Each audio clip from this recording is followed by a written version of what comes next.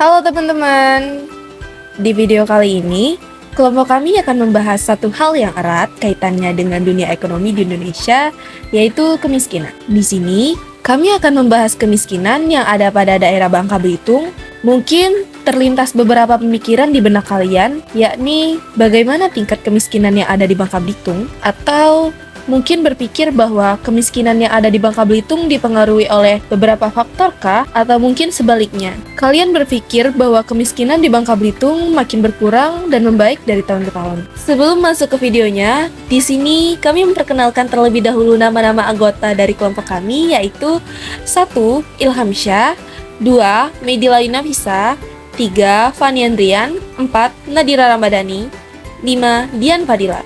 Baik, kami akan menyajikan beberapa temuan menarik yang berasal dari riset dan wawancara tentang kemiskinan yang ada di Bangka Belitung. Menurut beberapa data hasil dari BPS, menyatakan bahwa kemiskinan yang ada pada Bangka Belitung mendapatkan peringkat 4 nasional. Data tersebut menyatakan bahwa kemiskinan pada Bangka Belitung mengalami kenaikan dan penurunan yang signifikan dari tahun ke tahun. Namun, pada tahun 2023, Bangka Belitung mengalami penurunan pada tingkat kemiskinan sebanyak 4,5%. Hal tersebut merupakan upaya pemerintah dalam mengatasi kemiskinan. Secara etimologis, kemiskinan berasal dari kata miskin, yang artinya tidak berharta benda dan serba kekurangan. Menurut Badan Pusat Statistik (BPS), mendefinisikan kemiskinan sebagai ketidakmampuan individu dalam memenuhi kebutuhan dasar minimal untuk kehidupan layak. Adapun faktor penyebab kemiskinan yaitu 1. Upah yang kurang, 2. Tingkat pengangguran, 3. Kurangnya pendidikan, 4. Naiknya harga kebutuhan, dan masih banyak lain lagi. Akibatnya, banyak masyarakat akan mengalami kemiskinan. Inilah hasil wawancara ke beberapa warga Bangka Belitung yang ada di daerah Pangkalarang. Asal dari mana, Pak? Asli Bangka. Jadi kita mau nanya nih, Pak, selama di sini bagaimana perekonomian nelayan-nelayan sama di sini?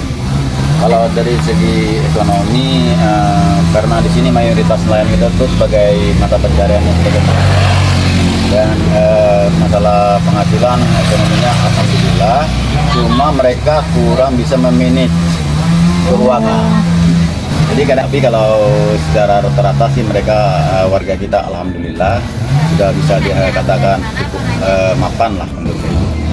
Untuk bantuan dari pemerintah sendiri ada nggak? Yaitu kayak bantuan beras itu dari pemerintah tuh ada, kita dapat. Nama saya Smart. Bapak asli sini? Asli Bangka.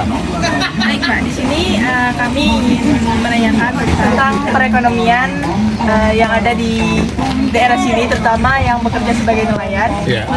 Menurut Bapak bagaimana? Masalah perekonomian secara global itu namanya, kalau perekonomian nelayan itu memang biasa ada globalisasinya kan. Globalisasinya tergantung daripada alamnya.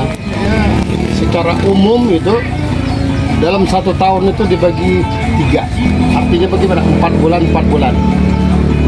Itu 4 bulan masa sulit, 4 bulan masa biasa-biasa saja, 4 bulan yang meningkat. Izin bertanya lagi, Pak ya. Untuk upaya dari pemerintah nih ada nggak, Pak? Misal kayak pembagian beras atau pembagian bantuan. Kalau itu ada juga bantuan yang dari pemerintah itu ada, cuman gimana ya kadang-kadang, tapi kita tidak heran lah kembali kalau sudah seperti Bapak itu kadang-kadang tuh kurang sasarannya, kurang tepat gitu. Nggak rutin ya, Pak ya, kalau pembagian gitu?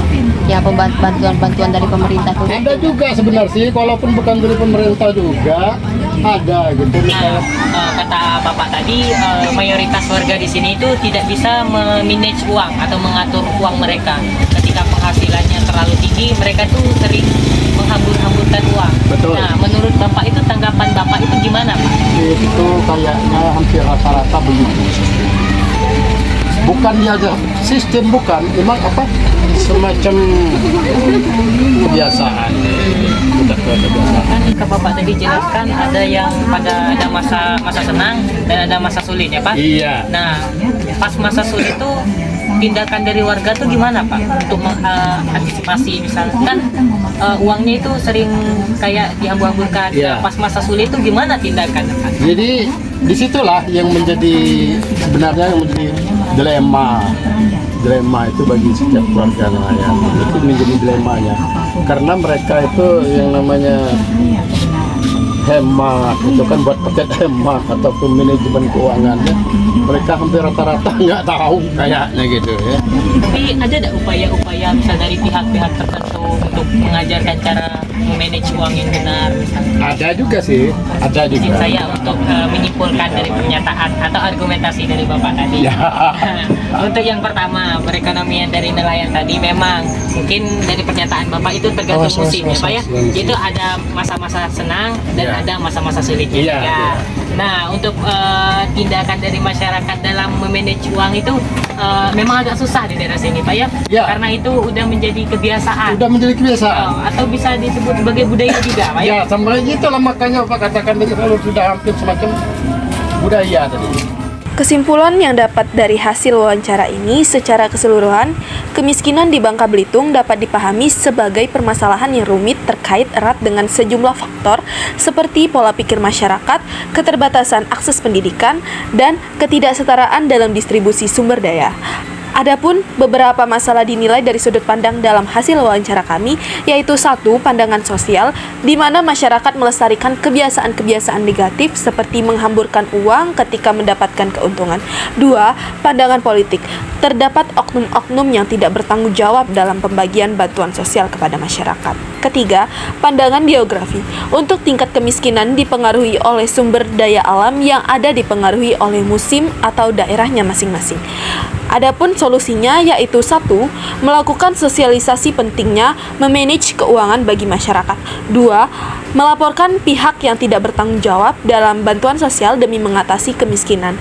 3. Memberikan bantuan kepada yang membutuhkan dan memberikan wawasan kepada masyarakat dalam mengelola sumber daya yang benar.